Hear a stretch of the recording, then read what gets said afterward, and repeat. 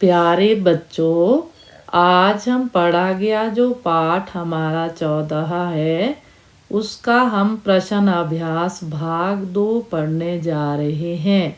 तो भाग 2 में हम अनुमान और कल्पना तथा क्या होता यदि, तो इन भागों के जो प्रश्न है उसके उत्तर जानेंगे।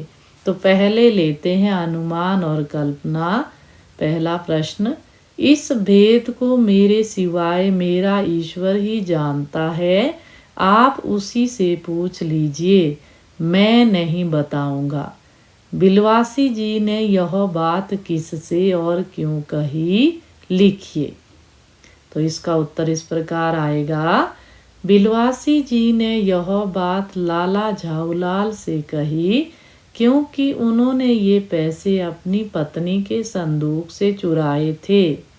इस रहस्य को वह लाला झाऊलाल के सामने नहीं खोलना चाहते थे, तभी तो उन्होंने कहा था कि ये जो रहस्य है यानी कि जो भेद है, इसे या तो मैं जानता हूँ या मेरे अलावा जो है केवल ईश्वर ही इस बात को जानते हैं कि मैंने ये 250 रुपये जो लाए थे ये अपनी पत्नी की जेब से चुरा कर यानी कि उनकी संदूक से चुरा कर लाए थे। अब प्रश्न नंबर 2, उस दिन रात्रि में बिलवासी जी को देर तक नींद नहीं आई। समस्या झाऊलाल की थी और नींद बिलवासी की उड़ी, तो क्यों, लिखिए। तो आप बच्चों इसका उत्तर भी जानते हैं कि उस दिन बिलवासी जी अपनी पत्नी के सो जाने की प्रतीक्षा कर रहे थे ताकि वे सोई हुई पत्नी के गले से सिकड़ी निकाल सकें जिसमें एक ताली बंधी हुई थी। वे ताला खोलकर पत्नी के रुपयों को उनके संदूक में चुपचाप रख देना चाहते थे।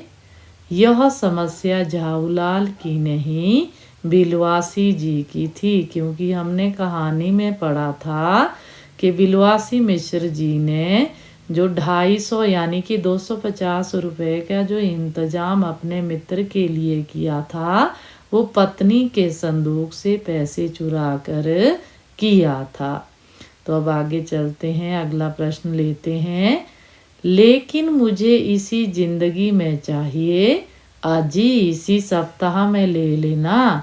सप्ताह से आपका तात्पर्य 7 दिन से है या 7 वर्ष से?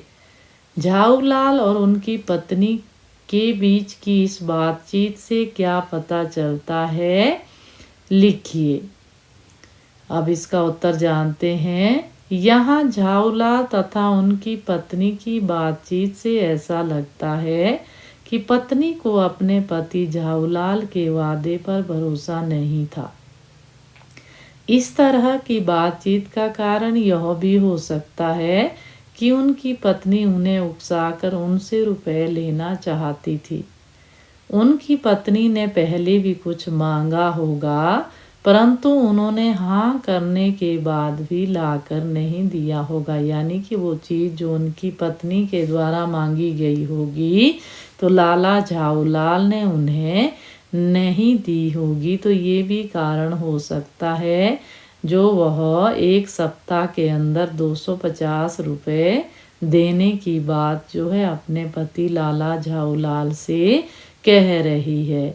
तो उनका विश्वास टूटा होगा। हाँ करने के बाद उन्होंने अपना जो वायदा है वो पूरा नहीं किया होगा। तो तभी तो है पत्नी जो है 1 सप्ताह का समय उन्हें देती है। तो अब चलते हैं बच्चों, हम लेते हैं दूसरा भाग।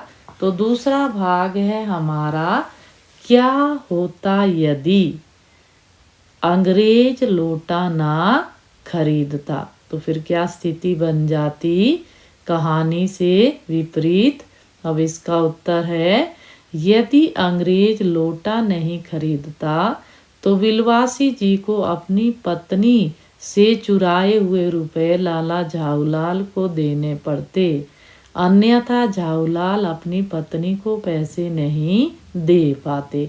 तो कहानी इसमें कुछ और भी बन सकती थी फिर आगे कि अगर बिलवासी जी की पत्नी को पता चल जाता कि उन्होंने संदूक से पैसे चुराए हैं, तो बिलवासी मिश्र और उनकी पत्नी की भी लड़ाई हो जाती, तो कहानी कुछ और तरह से बन जाती।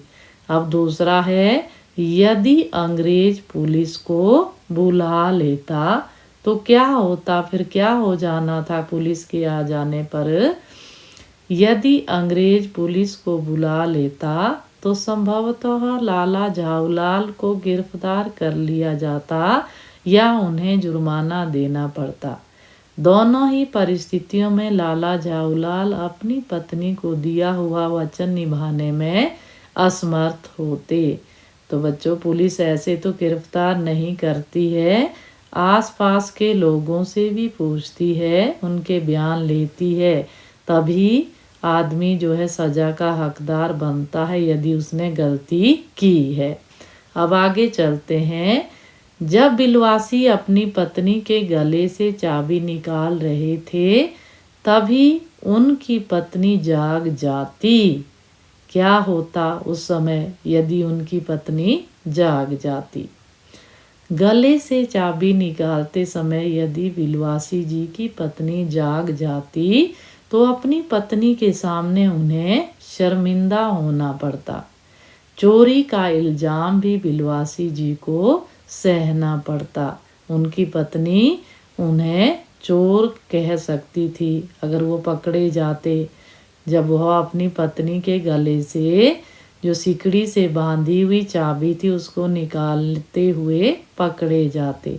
तो बच्चों, आज हमने ये दो जो भाग है, अनुमान और कल्पना तथा क्या होता यदि, तो इन भाग से संबंधित जितने भी प्रश्न इसमें आए थे वो हमने पढ़े, तो आपको अवश्य समझ आए होंगे। तो आज की वीडियो में बच्चों बस इतना ही।